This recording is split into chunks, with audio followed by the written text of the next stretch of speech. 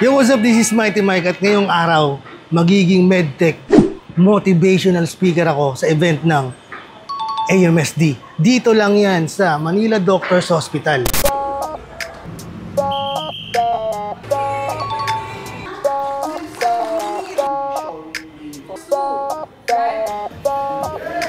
Isa pong malaking karangalan sa akin na maging bahagi ng inyong event ngayon. Pharmacy. Wala naman radiation. Wala pong radiation. Tabang yun. Charot. Shout out! So alas 7 pa lang ng umaga at 1 hour na mas maaga ako sa oras ng event ngayon. Siyempre, professional tayo, di ba? Kailangan hindi tayo nalilate, di ba? Tinawagan ko na si Ma'am Shermil, siya yung kumontak sa akin para maging guest speaker ngayong araw na to.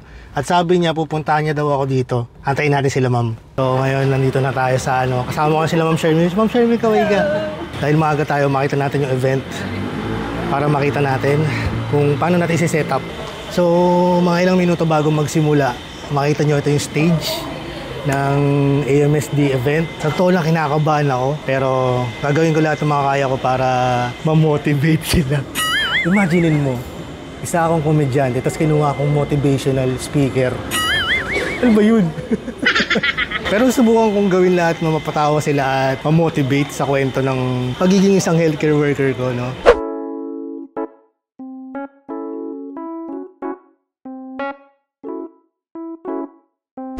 So makikita nyo nagsisimula na yung event at mamaya-maya lang magkasalita na tayo. Kanina wala pang tao pero ngayon napakarami ng tao. Bigla akong kinabahan. On behalf of Allied Medical Services, we welcome our guest. Again, we have Dr. Joe Cano. Thank you, Ms. Dr. Joe, for gracing our occasion. Mr. Raul Pagdanganan, thank you for coming. Please take a seat, sir. Our clinical head, the ever supportive Dr. C, and of course our Dr. Garcia. Sir, thank you very much for this. So this is a tribute to the dedicated men and women of AMSD. No, this event is not only to celebrate their professionalism and dedication, but also shines a spotlight every day here we display as AMSD staff for the incomparable commitment to patient care, to their innovation contribution in healthcare, and this individual embodied true spirit of heroism in their selfless service and tireless efforts. So, what do we have in store for the week? So, in day 1, we will be having the facility tour, we'll be showing the photo exhibit, which was... We have invited a very special guest. He has been a strong advocate for the integration of allied medical services in comprehensive patient care. So, Sir Ram will introduce our speaker or our guest this morning. Yes, our speaker for this morning is a registered medical technologist with ASCPI certification, a well-known vlogger and influencer. We are pleased to introduce Mike Robert V. Dizon, aka Mighty Mike, who will share his insights on the evolving role of allied medical services in modern health impact on Manila Doctors Hospital. Let's all give a warm welcome to Mighty Mike.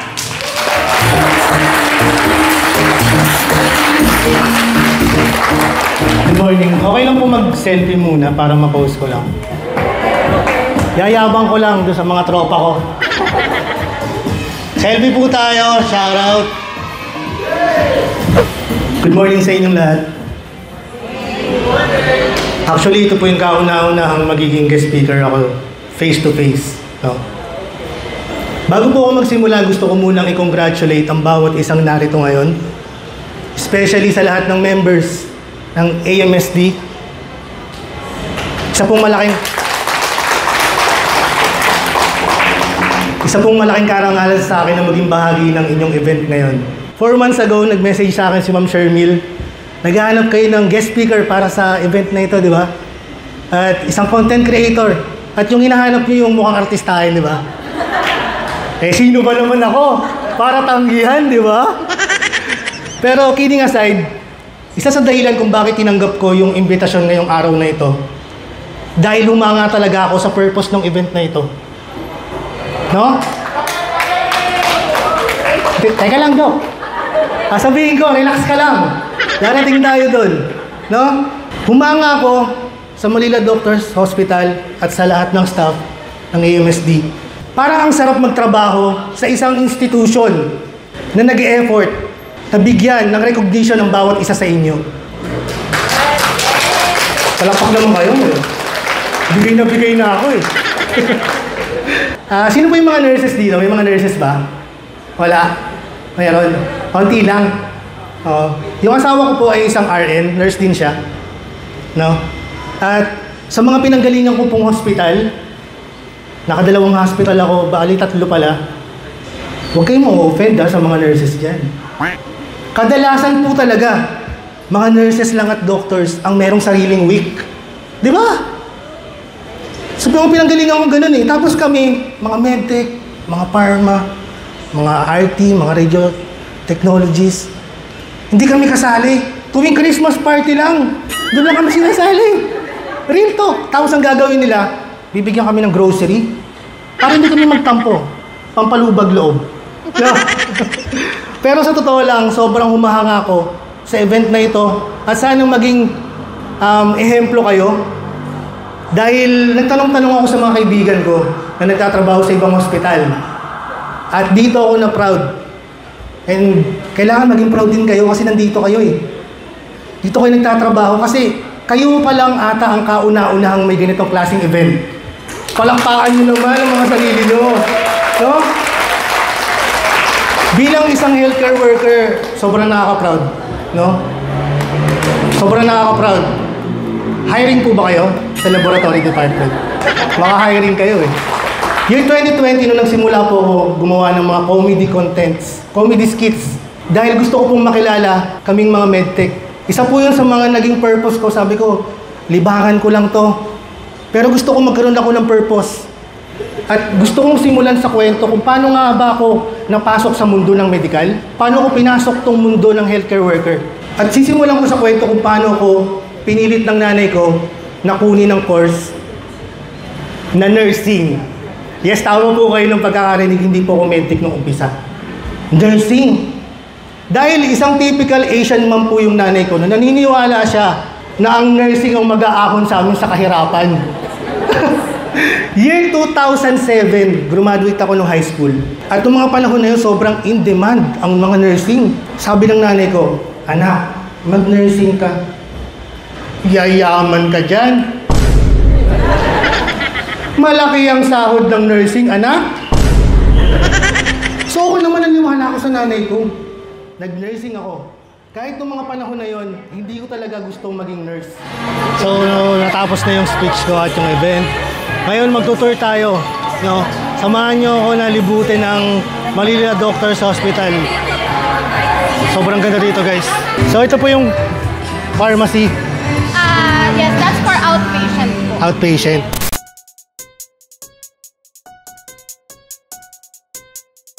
Nagpapaalam tayo kasi baka hindi pwedeng pumasok, so kailangan dapat lahat papaalam natin.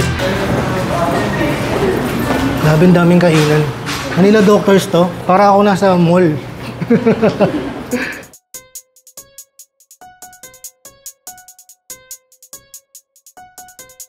Ginusto ko ang damit na to kaya kahit mainit, kailangan aesthetic yung itsura natin.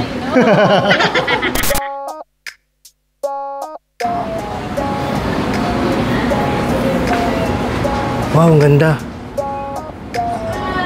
Okay lang. This is the supervisor. Siyempre, kilala ko si ma'am. Hello ma'am. Magbablog lang ako, okay lang. Sure.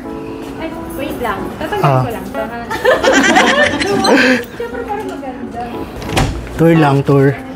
Sa nuclear medicine tayo ngayon. Pwede pong magpasok ng phone dyan. Parang bawal eh, no? Pwede. Pwede. Pagka ginamit lang, bawal siguro. Actually, ang radiation si patient. Hmm. Kung ongoing yung machine, wala naman radiation. Wala pong radiation. Si patient yun. Ano po tawag sa machine na to? Spec CT. Spec City. Yung machine na to man, parang napanood ko lang to sa Good Doctor eh. Sa series, no? Bukod pa dun sa... Parang yabang nyo. Charot. Ngayon lang ako nakakita sa personal. Kasi sa series lang ako nakakita ng ganitong klaseng machine. Nagulat sila. Ay, hello po! Hey, shoutout sa inyo. Sama kayo sa vlog ko. Nag-vlog ako. Okay lang? Wag na. Wag na. Kamusta? Nag-enjoy ba kayo? So ngayon papunta tayo sa pharmacy department ng mga inpatient. Kanina yung pinakita namin outpatient yun. So ito yung inpatient pharmacy. So ngayon papunta na tayo sa radiologic department, no? So yung mga rad tech, mga x-ray tech, dito sila.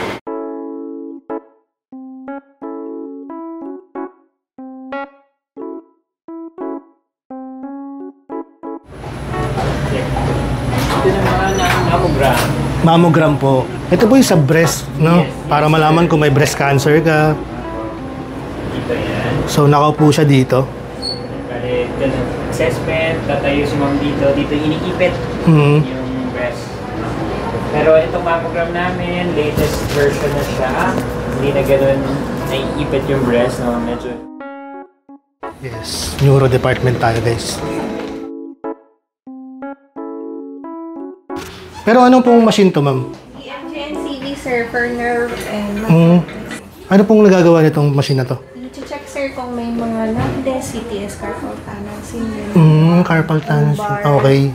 lumbar radiculopathy, yung mga may pain sa lower back and cervical. Okay po, ma'am. Thank you. 1, 2, 3. Okay. Okay. Thank you.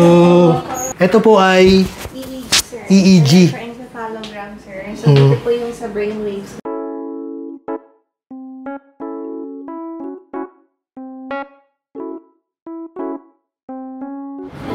Ay, hello po. Good morning. Okay lang po ipakita yung part na yan. So, mata po yan, no? Sige, blurred ko na lang po yung ng pasyente. Opo. Kaya makakasuhan tayo eh. Okay na po, dito lang po tayo. Kasi bawal, may pasyente po. No? So, ngayon nandito tayo sa pulmo.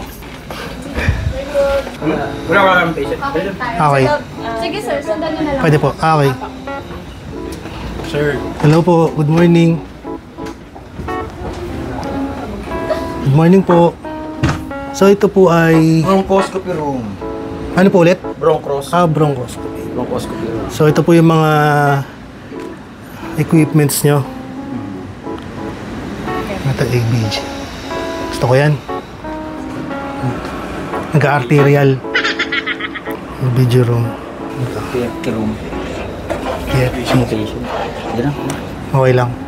Ano pong nagagawa nitong ano na to? Walang exerciser. Lang exercise. So makikita kung sakaling ano, sir. COPD, obstructive asthma. Ang ganda.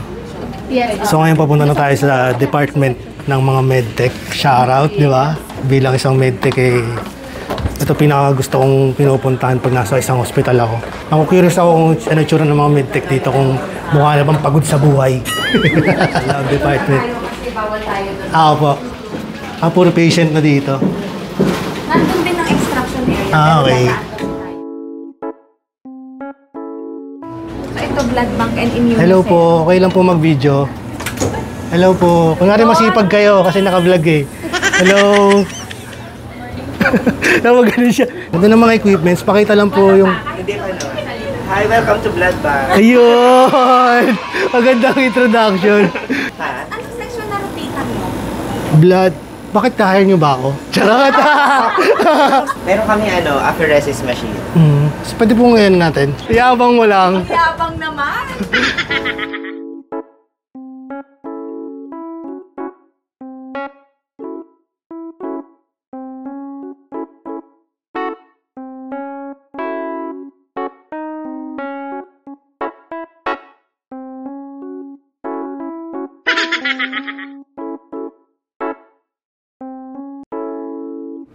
Nandito yung mga pinaka-nakakadiri. Charot! Charot lang. Okay lang po pumasok. Pasensya na po sa istorbo. Sige po, magsipag-sipagan po kayo kunwari. Ha? Lilibot lang tayo. Ito talaga yung pinaka maliit na section ng lab eh, no? Bakti sir, huwag ka nang pumasok. Oo, kasi matik yan. Baka maging bakterya ako bigla dyan eh. Ito sakto, pwede ko naman pakita dito eh. Ito yung mga pinakaseryosong medtech. Kasi lagi ka nakaganon eh. Parang hindi na ka dyan. Hindi ba? Wait lang po. Aware na. License? License siya, ma'am. Wala, hindi lang po halata. Tama yung license. Hindi lang po halata sa itsura. Aligbagan! Shout out! Aligbagan! Sino gusto magpasampal? Thank you so much! Love na love ko kayong lahat. Ano yan? Sige. Radio na kayo. So ngayon po, heart muna. Heart ng department. Siyempre kailangan kasama kayo sa vlog. Diba? Hey! Papanood kita. Ay, thank you po. Thank you po. May nagme-makeup. Ano pong machine yan, ma'am? Vivid E95. Ano pong nagagawa niyan?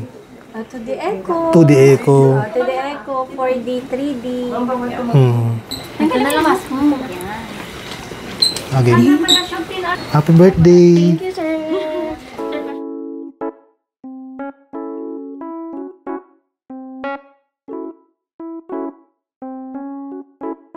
This one po, ito po yung tatawag na VNG machine po. So, test for vertigo, balance and Dito makikita yung vertigo kung meron ka. Punta tayo sa wellness hub kung saan nagpapa-check up yung mga mayayaman, mga big time, mga VIP dito. No? Bago rin yan, ma'am? Hindi naman. Bago rin, di ba? Ganun kalupit dito sa wellness hub, lahat ng kumbaga lahat ng department nandito na. Meron silang sarili ng x-ray room. Ito, x-ray room. Bangis. So yung mga VIP, kung mayaman ka, dito ka lang didiretso sa wellness hub. Lahat nandito na. Yes, ikaw. Paturn na. Hey! Sorry. Ayun. Okay. Supervise. Yes, ikaw. Office. Ano po ulit? Geriatric office. Okay. Gigil ako sa'yo. Baka pahiya ako dito. Yan, geriatric office na sa'yo. Dito Okay. yung mga for senior citizens. Okay. Mga senior. Yan, so ito yung ECG room. ECG room, no? Okay po. ECG, mga visual activity, mga ganyan. Thank you po, Doc. Tapos, ito yung waiting area natin. Waiting area.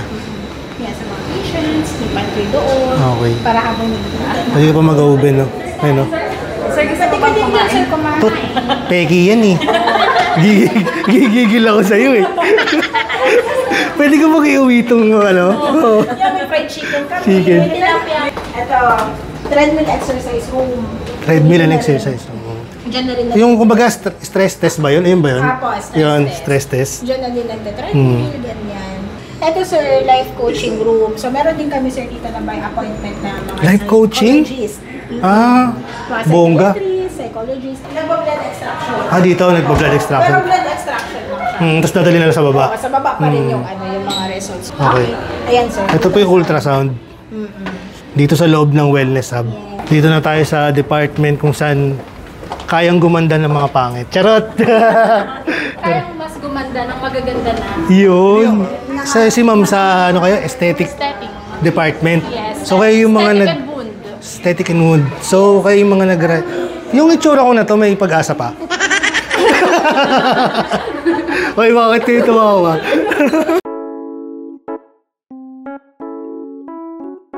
Sir, this area po is wound center. Wound center. For our nurses. Yes, ano po? Mga busy sila. Ayan, sir. So, ito po is, ito yung wound area natin. So, kinikater po namin si mga burn patient. Burn yung mga nasunog.